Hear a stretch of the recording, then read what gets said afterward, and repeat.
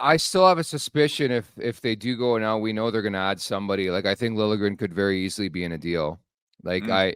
I think when you're looking at the depth chart, like somebody's going to have to go to make it work. Not only cap wise but depth wise, and I think teams will look at Liljegren and be like, you know what, he makes a lot of sense. I think there's potential there still with the player, and I think he's a guy the Leafs would probably move on from. Like I think at this point, we know Liljegren is. I think the expectation is that he could sneak into a guy who's a 1-3, but I think he's more of a 3-6. So would you deal Liljegren to get an upgrade? Well, it's not going to be for free, right? I don't know what you're going to have to give up.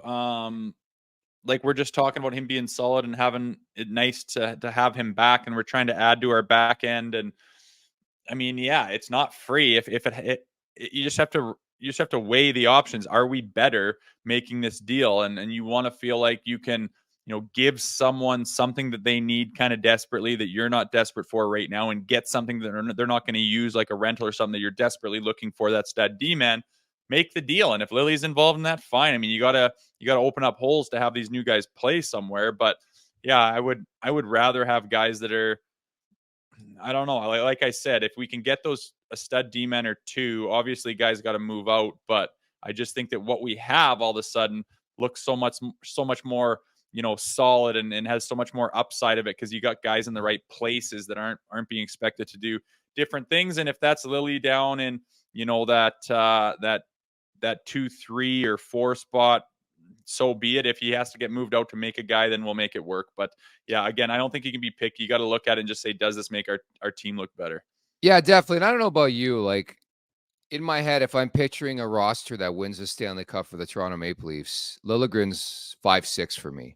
If he's in 3-4, I am not winning the cup. I don't know if you feel the same way.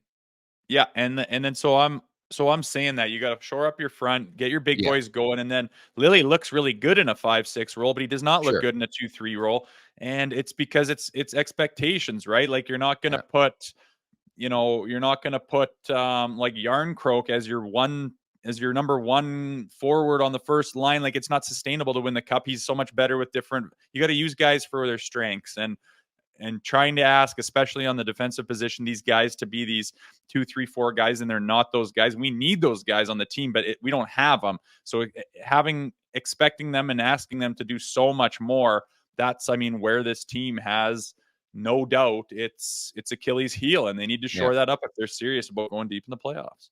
Yeah, just speculation on my part, but like for example, if they go and get a Tanev from Calgary, I think Liljegren's a guy who makes a lot of sense to be in that deal. I just think they're looking to upgrade from a Liljegren, and so that would make perfect sense. And I would assume they're going to bring in at least one defenseman. Clearly, it's a top 4 guy, and I think depth is the name of the game. But again, to get, you got to give, and salary cap wise, it's got to work. And I just think Liljegren's a guy that you buff up as much as you can between now and the deadline. Hopefully there's a suitor out there that's interested, and he's a guy I'd be way more open to dealing right now, as opposed to obviously some of the prospects. Like I think it's like it's like a Rasmus Sandin conversation, right? Like I know initially people were pissed off beyond belief, but like, has Sandin done anything this year where you're like, oh my God, what did the Leafs do? What did Kyle Dubas do? Like, he's a good defenseman, but I think unless these guys have some revolting, like ridiculous year where it's like they came out of nowhere and they turn into a bona fide stud, I just don't see it with Sandin. I don't see it with Liljegren. Yeah, and you have to give.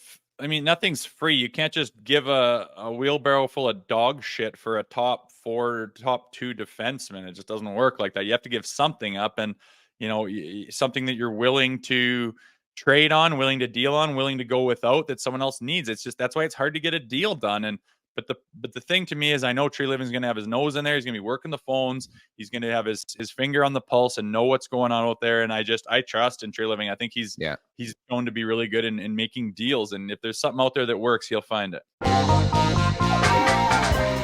Make sure to check out more of our content right here on the Leafs Nation YouTube page. We got long form interviews, we got clips, we got epic rants by Jay Rosehill. We simply have it all. And don't forget, you can find out much more at theleafsnation.com. Thanks so much for watching.